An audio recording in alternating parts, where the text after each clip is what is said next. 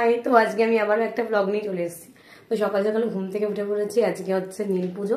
তো আজকে রান্নার কেউ আসবে না, আমাকে আমার রান্নাটা করতে হবে, মানে বাড়ি সবার জন্য। তারপর রান্না বান্না করবো, তারপর আর কি করছি তো সব দেখাবো। কুটুকেও খাওয়াতে হবে, তার মধ্যে কুটুকেও রাখতে হবে। তো কুটুর দিদি অনেক বেলা করে আসে, তাই জন্য একটু সবকিছু সামনে আজকে করতে হবে। চলো ভিডিওটা শেষ অবধি দেখতে থাকো। সকালবেলা ঘুম থেকে উঠেই আমি রান্নাটা করে নিয়েছি, আর রান্নাটা তোমাদের সঙ্গে আমি দেখাতে পারিনি এই কারণেই কি আমার খুব তাড়া ছিল। কুটু এদিকে ঘুমাচ্ছিল, কুটুকেও খাওয়াতে হবে, সব মিলিয়ে গুলি আমি দেখাতে পারিনি। তো এখন কুটু ঘুম থেকে উঠে গেছে। আর দেখো সুজি করেছি কুটুর জন্য, এটা আমি কাঁচাই ভেজেছি, কোনো ঘি বা বাটার দিইনি।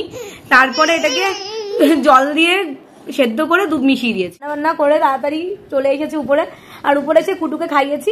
খাইতে কুটু পটি করলো, জাস্ট আমি ফ্রেশ টেস্ট করে বসেছি। কুটুকে নিয়ে কোমরটা আমার ব্যথা।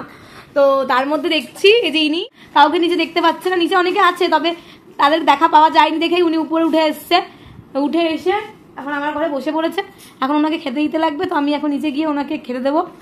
আর এদিকে পাচনের জিনিসপত্র কাটা হচ্ছে, মানে পাচন বলতে ওই সংক্রান্তির দিন আমাদের বাড়িতে একটা রান্না করা হয়, যেটা হচ্ছে বাপের বাড়িতে হয় হচ্ছে মটর ডাল দিয়ে বা অন্য কোনো ডাল দিয়ে, মুসুরির ডাল বাদ দিয়ে টক ডাল রান্না করা হয়, মুগ ডাল দিয়েও করা হয়, তেঁতুল ডালও করতে পারে ইচ্ছা করলে।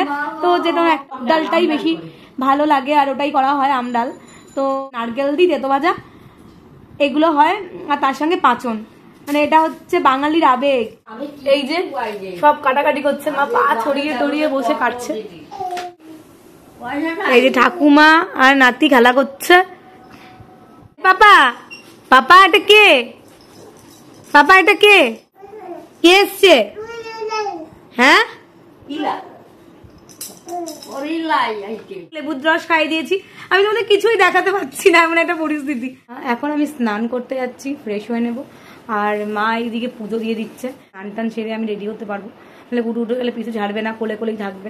ঘুম থেকে উঠলে প্রত্যেকটা বাচ্চাই কোলে কোলে থাকার চেষ্টা করে চলে এসেছি। আর এসেই এখনো কুটুকে আমি তুলিনি, কুটুকে তুলে চান টান করাবো। কুটু ফোন করে দিয়েছে পাপাকে।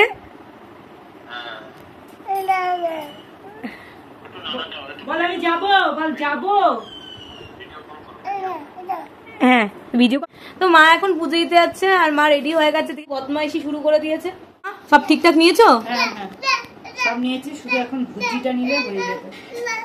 এই যে এও যাবে বলে কি করছে দেখো। কি করবি, যাবি? মায়ের সঙ্গে চলেছি কি করতে, কুটু জল ঢালতে। কুটু আঙুল চুষতে চুষতে যাচ্ছে। অনেকদিন ধরে ইচ্ছে ছিল ছেলের নামে নীল প্রতিদিন বাতি ধরাবো। সব মারা তার সন্তানের জন্য বাতি ধরায়, কিন্তু আমার আশা আর পূর্ণ হলো না। ভগবান মনে চায়নি যে আমি বাতিটা ধরাই, কিন্তু কদিন ধরেই মনে হচ্ছিল যদি আমি বাড়ি ধরাতে না পারি, যদি আমি পুজো দিতে না পারি, শিবের মা জল ঢালা যদি আমার না হয়, সে কারণেই মাকে আমি আগে থেকেই বলে রেখেছিলাম যদি এরকম কিছু হয় তাহলে তুমি আমার ছেলের হয়ে বাতি ধরাবে। তো আমার আশঙ্কাই ঠিক হলো, পুজোর দিন পুজো দেবো বলেও আর আমি দিতে পারলাম না। তাই মাকে বললাম যে আমার ছেলের নামে বাড়ি ধরিয়ে দাও। মা সেই মতো মন্দিরে এসে পুজো দিল এবং আমার ছেলের নামে বাড়ি ধরালো, সাথে আমাদের নামেও বাড়ি ধরিয়েছে। আর যে মন্দিরে পুজো দিতে এসেছিলো সেই মন্দিরে একজন পুরোহিত ছিল, আর সব কিছু ঠিকঠাকভাবে মন্ত্রতন্ত্র পড়েই পুজোটা দিয়েছে। অনেক মন্দিরে আছে ভিড়ের চোটে খুব শর্ট টাইম পুজো হয়, কিন্তু এই মন্দিরে কিন্তু সুন্দর পুজো দিয়েছে। তারপরে মা সবার নামে একটা করে বাতি ধরিয়ে দিল। আমি নীল পুজো করতে পারিনি তো কী হয়েছে, গায়ে উপোস ছিলাম। মায়ের নীল পুজো হয়ে যাবার পরেই আমি উপোস ভেঙেছি। আমার তো আর পুজো দেওয়া হলো না, সবাই দিয়েছিল, আমার মনে আফসোস থেকে গেল। এবছর দিতে পারিনি তো কী হয়েছে, ঠাকুর যদি চায় সামনের বছর ঠিক দিতে পারবো। আজকে নীল পুজো, সেই উপলক্ষে মায়ের জল ঢালা কমপ্লিট। ভেবেছিলাম আমি দেবো, কিন্তু আমি দিতে পারিনি, আমার পক্ষে দেওয়া হলো না। আমরা পুজো দিয়ে চলে এসেছি। কুটুর মুখে এখন দেয়া হলো হচ্ছে চরণামৃত। রে কুটু মাছ দিয়ে ভাত খাচ্ছে। নমো করো, নমো করো, ঠাকুর নমো করো, নমো নমো নমো নমো। ইয়া সাবু মাখবে, তাই জন্য নারকেল করাচ্ছে। আর এদিকে কুটু খাবে না দেখে বায়না করছে। মা খাচ্ছি, এই যে আমার সাবু মাখা, এদিকে মা খাচ্ছে,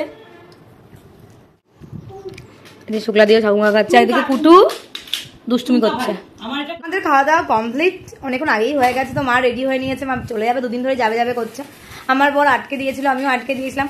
আর একটা কারণে আটকেছিলাম যে যদি আমি নীল পুজো দিতে না পারি, আমার ছেলের জন্য যেন মা বাতিটা দেয়, ওই কারণেই মাকে আরো বিশেষ করে আটকেছিলাম। জানতাম না যে আমি দিতে পারবো না, এটা আমি জানতাম না, কিন্তু একটা মনের মধ্যে কোথাও হচ্ছিল যদি বাই চান্স না দিতে পারি, না দিতে পারি, এরকম একটা ব্যাপার ছিল। তো দিয়ে তো পারলামই না। তো মা আমার ছেলের বাতি ধরিয়ে দিয়েছে। তো এখন পুজো দেওয়া হয়ে গেছে, বাড়ি চলে যাচ্ছে। তো সবাই চলে গেছে, বাড়ি একদম ফাঁকা। আজকে সবাই নীলের উপোস করেছে, তাই জন্য সবাই আগে ভাগেই চলে গেছে, মানে সবাই বলতে আমার মা তো চলেই গেছে এখান থেকে, পুজো টুজো দিয়ে চলে গেছে বাড়িতে। অমিতা দিয়েও চলে গেছে, শাশুড়িকে যেদিন দেখেন, কারণ উনিও বাবার মাথায় জল ঢালবেন, এবং শুক্লা দিয়েও আজ তাড়াতাড়ি চলে যাবে, তো এখনো যায়নি, তো যাবে। তো যাই হোক, আমি বাড়িতে আজকে পুরো একা হিসেব মতো। আমার বড় অফিস থেকে লেট করে ফিরবে, তার পেছনেও কিছু কারণ রয়েছে। তো সব মিলিয়ে আমি আর কুটু আজকে বাড়িতে, আর আমার শাশুড়ি নিচে। তো যাই হোক, ভিডিওটা আমি এখানেই শেষ করছি। তো ভিডিওটা ভালো লাগলে লাইক করো, শেয়ার করো, কমেন্ট করো, আর আমার চ্যানেলটাকে অবশ্যই সাবস্ক্রাইব করো। তাহলে আজকের মতো আসি, টাটা।